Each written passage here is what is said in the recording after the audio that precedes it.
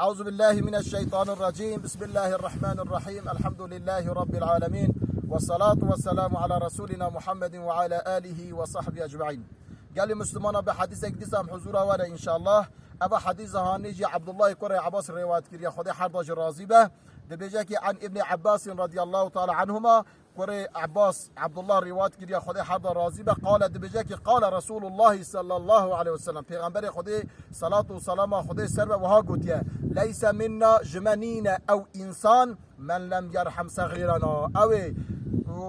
مرحمت بچوك منك أو مرحمت زاروكا نك او مرحمتی خود بجوکتر نکه او جمنی ندبجه پیغمبر خدا علیه الصلاة والسلام و یوقر کبیرنا او قدر و قیمتا مزنا نگرم کسی قدر و قیمت مزنا نگره و مرحمت پچوکا نکه پیغمبر خدا علیه الصلاة والسلام دبجه او جمنی نه دمکی چیه گرم مرحمت پچوکا بکن و ام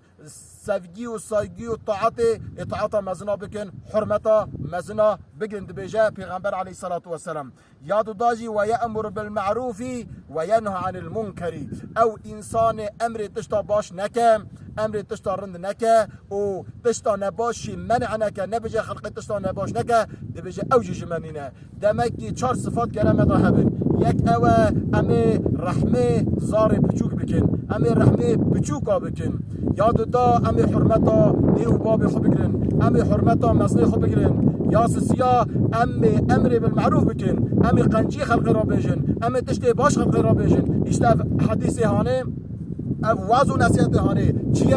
قنجی و تشتا باش گوتنه جبونا مسلمانا امی بی قنجی بکن و امی انسان را یا چارا بیجن کی تشتا نباش نکن و منکرات نکن تشتا پیس نکن بی پیسا نچن حوالتیا پیسا نکن بروی ام هر چار صفات که و همه اوج پیغمبره اوی وانا نکه و ضد وانا بکه مرحمت زارا نکه قدر مزنا نگره دشتا باش نبیجه دشتا نباشی انسان دور نکه پیغمبر خدا علیه الصلاة والسلام دبیجه چه جمنینه خدا تعالی ما بگرن جمعت رسول اکرم علیه الصلاة والسلام از و حمی امانت خودت کم. السلام علیکم و رحمت الله و برکاته.